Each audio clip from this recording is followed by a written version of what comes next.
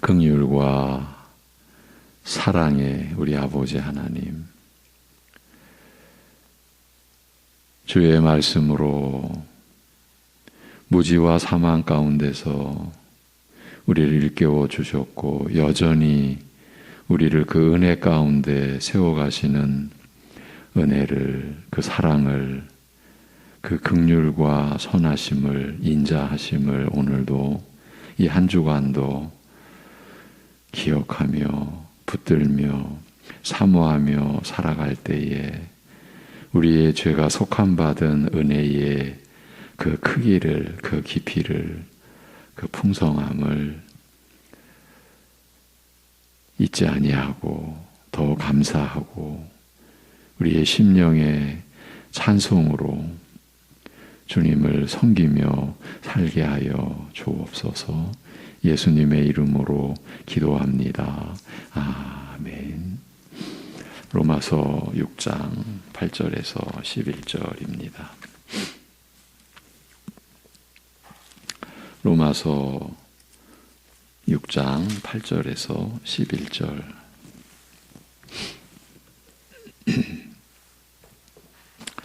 같이 보시겠습니다. 8절부터 11절. 만일 우리가 그리스도와 함께 죽었으면 또한 그와 함께 살 줄을 믿노니 이는 그리스도께서 죽은 자 가운데서 살아나셨음에 다시 죽지 아니하시고 사망이 다시 그를 주장하지 못할 줄을 알미로라. 그가 죽으심은 죄에 대하여 단번에 죽으심이요 그가 살아계심은 하나님께 대하여 살아계심이니 이와 같이 너희도 너희 자신을 죄에 대하여는 죽은 자요 그리스도 예수 안에서 하나님께 대하여는 살아있는 자로 여길지어다. 아멘. 지난 주간 나눈 말씀에 이어가겠습니다. 로마서 6장 이 초반부에 결론 부분이라고 할 수 있는 10절, 11절이 중심이 되겠습니다. 11절에서 이와 같이 너희도 자신을 죄에 대하여 죽어 있고 그리스도 안에서 하나님을 향하여 살아있는 것이라, 살아있는 것으로 여기라고 말씀합니다. 여기서도 이와 같이로 연결되어 있습니다. 10절에서 그가 죽으신 것은 죄에 대하여 단번에 죽으신 것이며 그가 사시는 것은 하나님을 향하여 사시는 것이라고 한 것 같이 우리 믿는 자들에게도 근본적으로 동일한 원칙이 적용된다는 뜻이지요. 그래서 우리도 자신을 죄에 대하여 죽어 있고 그리스도 안에서 하나님을 향하여 살아있는 것으로 여기라고 말씀합니다. 로마서 1장부터 6장까지 최초의 명령이다 이렇게 볼 수 있다고 했습니다. 그래서 우리는 여기라는 말이 갖는 특별한 의미를 살펴야만 했습니다. 통상 쓰이는 말 그대로는 이해도 안 되고 이 감당이 안 되었기 때문입니다.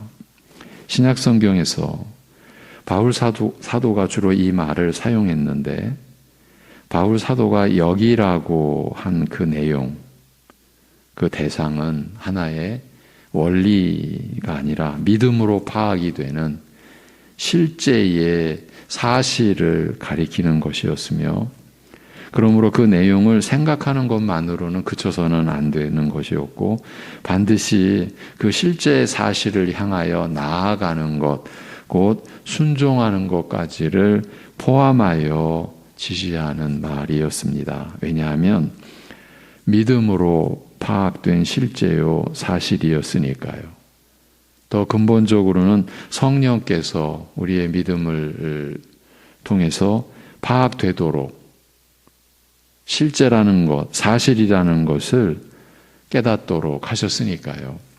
즉 하나님께서 행하셔서 그리스도 안에서 성취가 된 일이요 성령께서 깨닫도록 하심으로써 우리에게 믿어진 바 된 실체이니까요. 이것을 있는 그대로 믿어 자신의 경험으로 받아 누리라는 것을 여기라고 사도는 권고한 것입니다. 이 말이 통상적으로 쓰일 때는 뭔가를 그렇게 여기는 그 본인이 중심이 됩니다. 그래서 이 말이 계산하다는 기본 뜻을 지니고 있다고 말씀드렸죠. 상업적인 개념이 바탕에 깔려 있는 것입니다. 그래서 자신이 계산하고 판단하고 결정하고 받아들일지 거부할지를 결정한다라는 의미가 다 포함된 낱말입니다. 그렇지만 성경에서 특히 바울 사도가 이 말이 이 여기라, 바울 사도에 의해서 이 말이 여기라고 쓰일 때에는 하나님께서 행하시고 이루신 구원의 역사와 그것과 관련된 사항을 믿고 받아들여서 경험하며 살라라는 뜻입니다. 그러니까 본인이 판단하여 결정할 일이 아니라 우리가 판단하여 결정할 그런 대상이 아니라는 말이죠. 하나님께서 우리를 위하여 행하신 일을 우리가 어떻게 헤아리고 받아들일지 거부할지 우리가 결정해서 우리가 어떻게 판단할 수가 있겠습니까? 그래서 우리 믿는 자들이 이 말을 쓸 때에는 일반적으로 여긴다는 말이 쓰이는 경우와는 일반적으로 이 말이 쓰이는 경우와는 다르다. 사실은 전혀 다르다는 점에 주의를 기울여야 하는 것입니다. 좀 더 전문적이라고 해야 될까요? 좀 그런 내용을 덧붙여 드려야 되겠습니다. 이와 같이 너희도 자신을 죄에 대하여 죽어 있고 그리스도 안에서 하나님을 향하여 살아있는 것으로 여기라고 할 때에 이 여기라고 하는 이 명령에는 한 가지 중요한 특성이 들어 있습니다.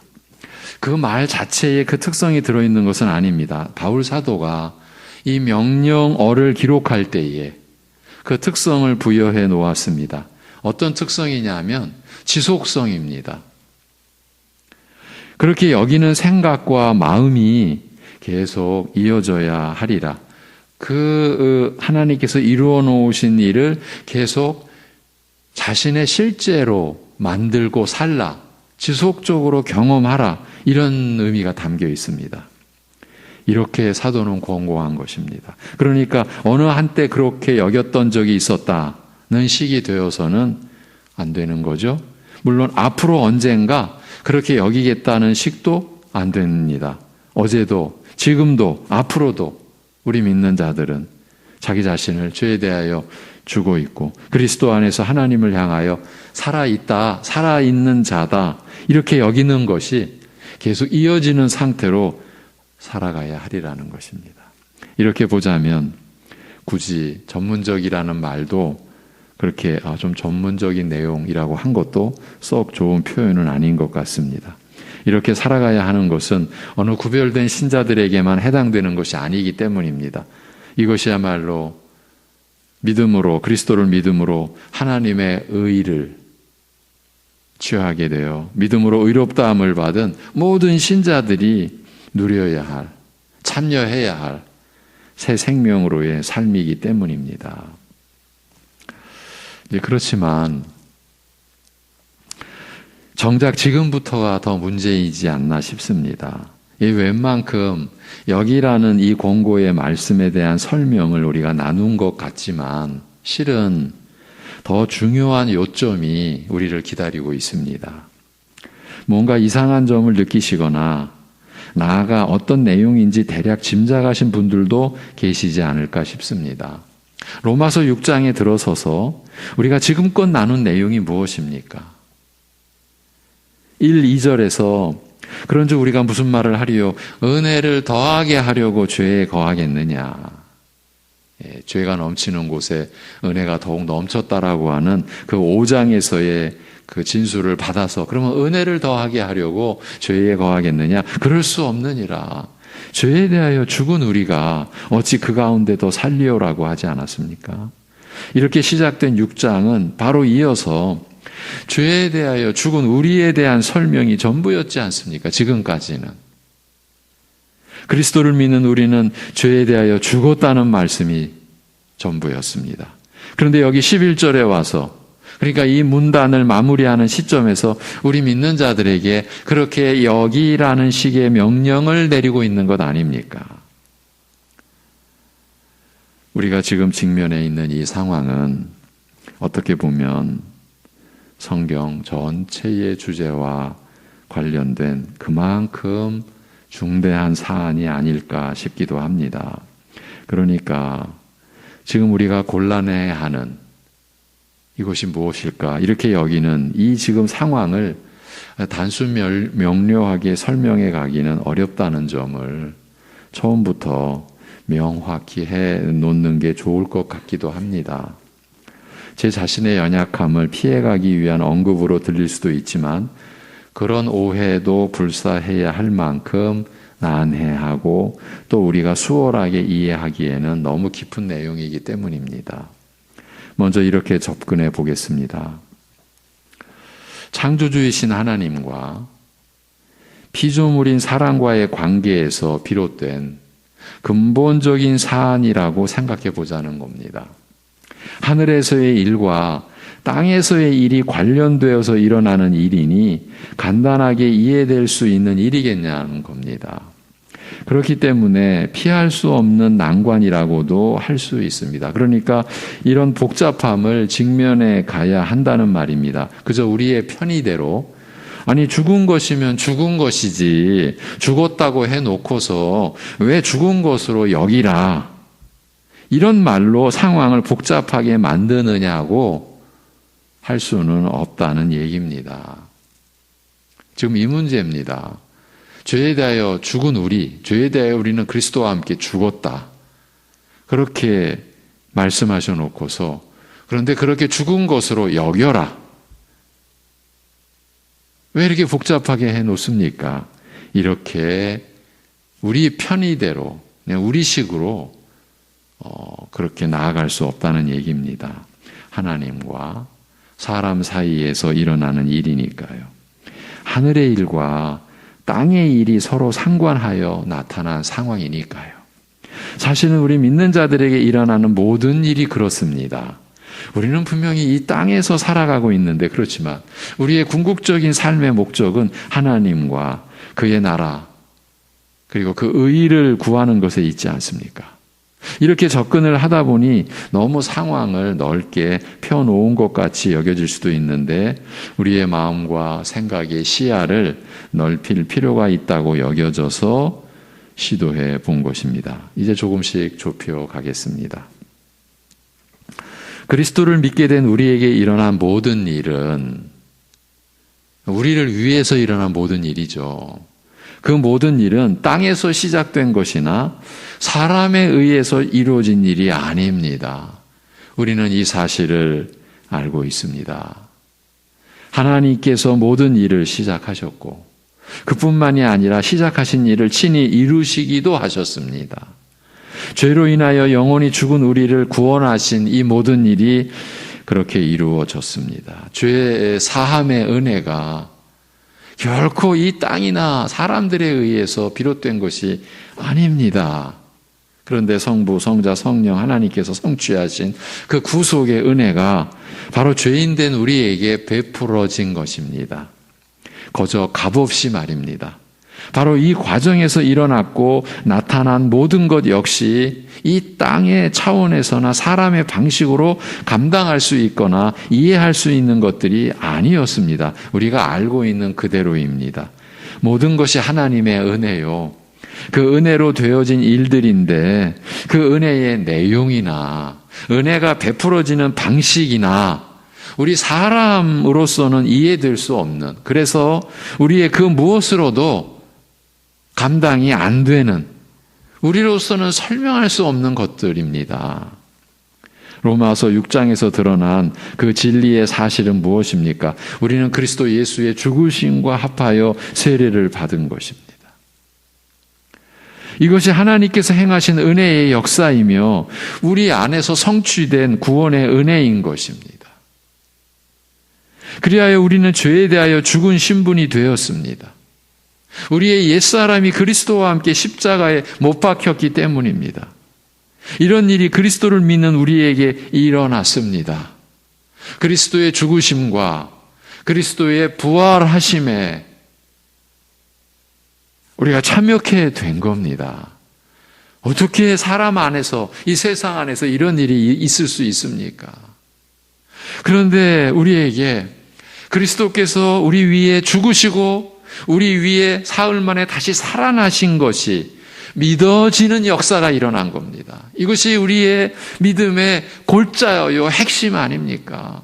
그리스도께서 내 죄로 죽으시고 내 의를 이루시기 위하여 다시 사셨다. 이것이 안 믿어지면 우리는 아무것도 아니지 않습니까? 예.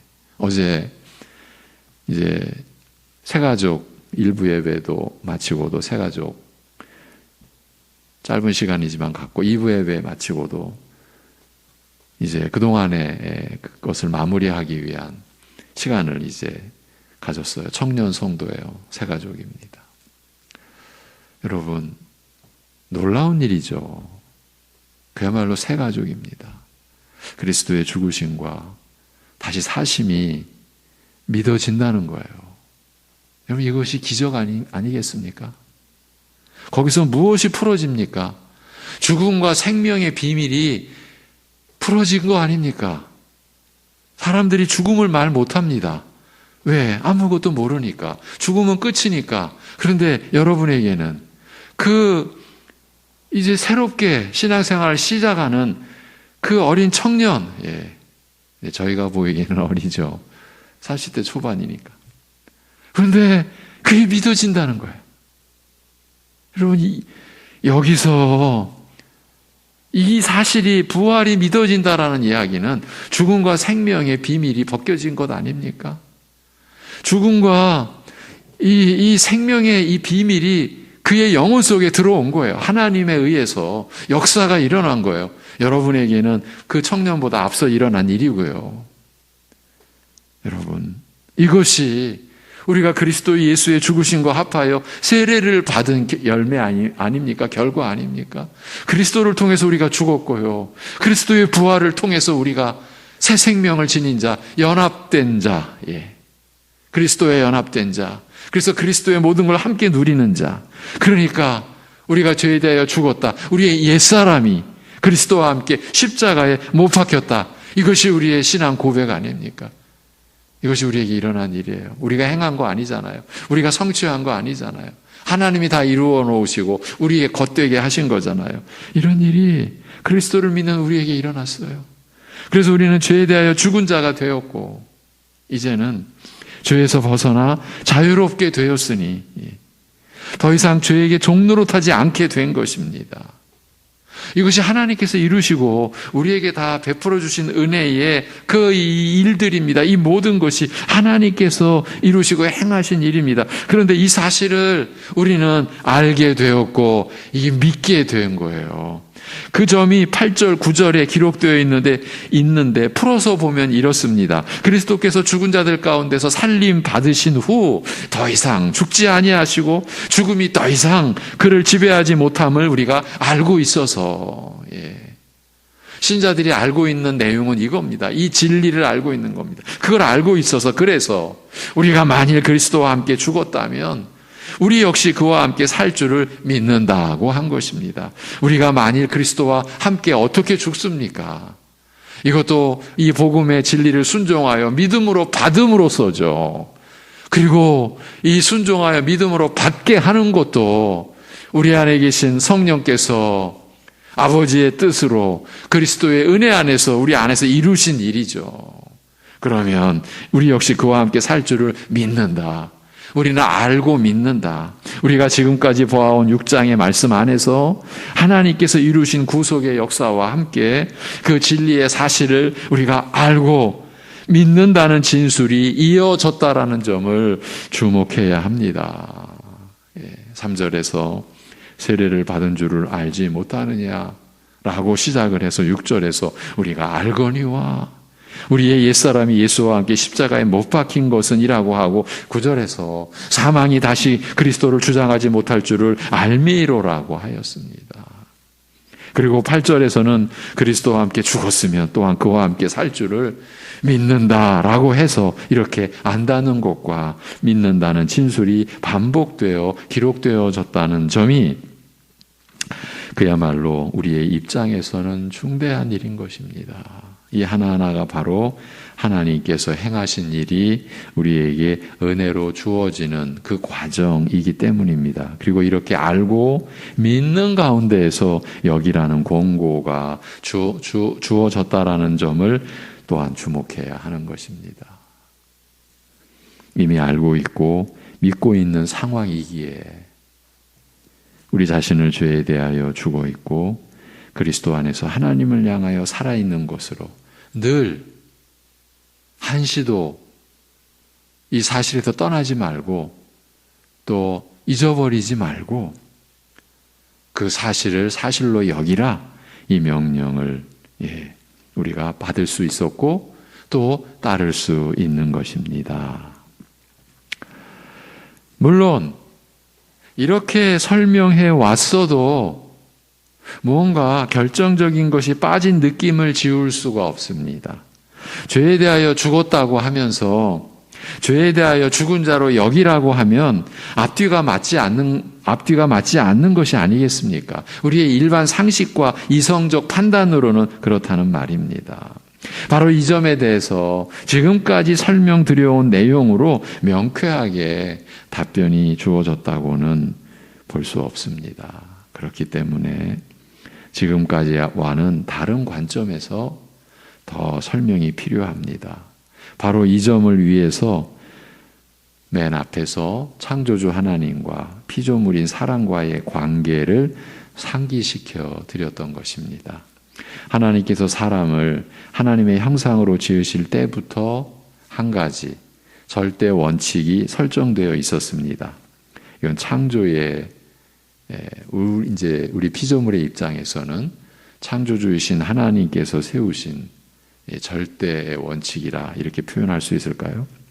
사람을 기계가 아닌 인격적 존재로 지으셨다라는 점입니다. 바로 이것입니다. 죄에 대하여 우리가 죽은 것은 하나님께서 그리스도 안에서 이루시고 성령님으로 우리에게 입혀주신 은혜입니다. 죄에 대하여 우리의 옛사람이 죽게 된 것은. 그런데 그 은혜를 입은 우리는 기계적 반응을 보이는 것으로서가 아니라, 그러니까 죄에 대하여 죽은 그 실체가, 그 영적 실체가 기계적으로 나타나게 되어 있지 않다라는 거예요. 그 은혜를 입은 우리는 그 은혜에 기계적 반응을 보이는 것으로서가 아니라 인격적 반응을 보임으로써 하나님의 뜻이 이루어지게 해야 하는 것입니다. 이게 우리의 지금 입장에서 말씀을 드리는 겁니다. 여러분, 제가 어릴 적 여러분도 다 경험했던 것으로 보입니다. 성령 충만을 위해서 우리가 얼마나 부르짖었습니까? 밤새 부르짖기도 하고요. 금요기도회가 철야기도회라고 했었죠. 밤 12시를 넘어서 새벽에까지.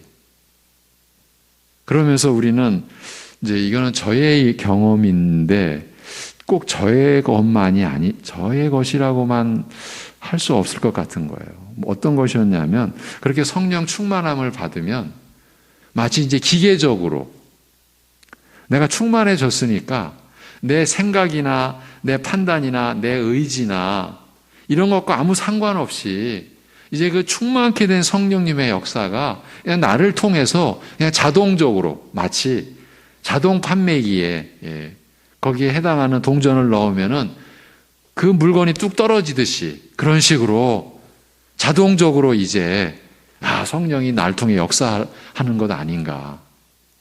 그러면서 또 그거를 바랬던 것도 같아요. 뭘 내가 생각할 필요가 뭐 있어. 이제 나는 순종의 기계인데, 성령의 기계인데, 성령 충만해졌으니 이제 성령의 기계 아니냐. 이런 착각을 넘어서서 그런 기대. 여러분, 제가 그런 경험이 있다고 그랬죠. 근데 과연 이것이 저만의 것일까? 예. 여러분들은 물론 저도 그렇지만 경험 못 해본 건데, 마약이라고 하는 것은 사람을 그 마약에 취하게 되면 본인과 상관없이 좋은 거라면서요. 황홀해진다면서요. 그래서 그 맛을 한번 본 사람들은 그 맛을 또 찾게 된다. 더 마약은 양이 증대해 가면서 자기의 영혼과 자기의 육신을 피폐하게 만들고 죽여가는데, 자기의 의지와 아무 상관없이 너무 황홀하고 너무 좋은 상태, 사람들은 그 맛을 찾는다고 하죠. 저는 교회 안에서 그런 경험을 한 것이 아닌가 싶은 거예요. 예를 들어서, 좀 부정적인 표현이 돼서 좀 죄송한데, 1년에 한 번 내지 두 번, 뜨거운 부흥회, 사경회, 이런 거 해가지고, 마치 그냥 한 번 몸을 갖다가 새롭게 하듯, 예. 그래 놓고 나서 내가 정화됐으니까, 마치 정화된 기계처럼 이제 나에게서 새로운 게 나오겠지. 이런 식으로. 지금도 그런 면이 없다고 볼 수는 없지 않을까요? 이것이 우리를 하나님의 형상으로 지으신 하나님의 그 질서, 하나님의 창조의 근본을 우리가 넘어서는 것이죠. 우리 스스로 인격적 존재에서 기계적 존재로 만들어버리는 것이죠. 이 부분을 좀 더 내일 다루려고 합니다. 여러분, 제가 숙제를 한번 드릴게요. 인격적 존재로서가 아니고 기계적인 반응을 보인다라고 했을 때, 그러니까 인간이 아니고 기계라고 했을 때 그 안에서는 절대 있을 수 없는 게 있어요. 하나님이 가장 바라시는 건데, 제가 힌트를 다 드리고 있네요. 여러분에게 하나님이 가장 바라시는 것이 있는데, 우리가 인격적 존재, 인격적 반응으로가 아니면 나올 수 없는 게 있어요. 기계라고 하면. 그게 없어요. 왜 우리를 하나님께서 인격적 존재로 지으셨을까? 이게 지금 다 관련된 이야기입니다.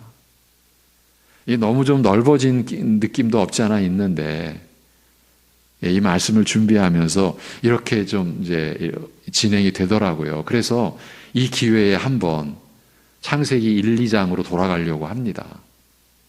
그래서 이제 거기서 연관된 여러 가지 상황들을 볼 겁니다.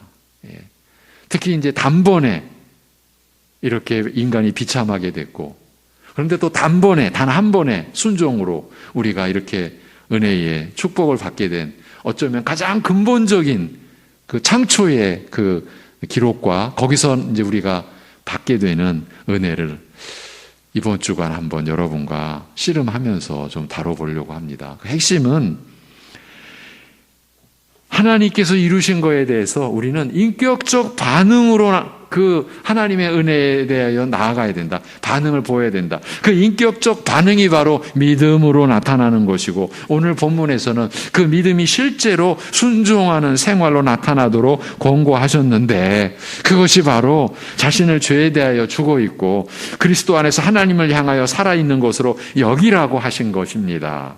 그렇게 해 놓으셨습니다. 그런데 우리로서는 해 놓았으니까 우리의 생각이고 뭐고 이제 다 됐어. 나는 이제 죄에 대하여 죽은 기계야. 그게 아니고 여전히 살아있는, 인격적으로 살아있는, 그래서 죄에 대하여 죽은 자로 여기라, 이 명령을 받드는 삶이어야 된다라는 거예요. 이것을 우리가 한번 풀어가 보자라는 거죠. 물론 주님의 은혜, 성령님의 역사를 의지해서 저는 이 관계, 이 이치가 신비 중에 신비가 아닌가 싶습니다.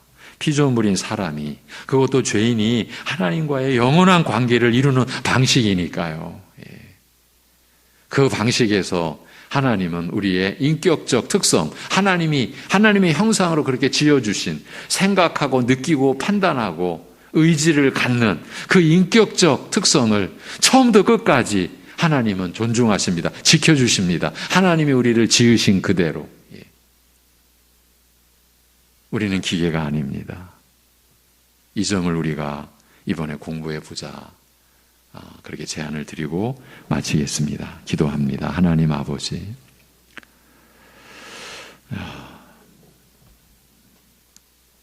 사람, 하나님의 형상으로 지음받은 사람을 이 새벽 시간 생각할 수 있도록 인도하여 주심에 감사합니다.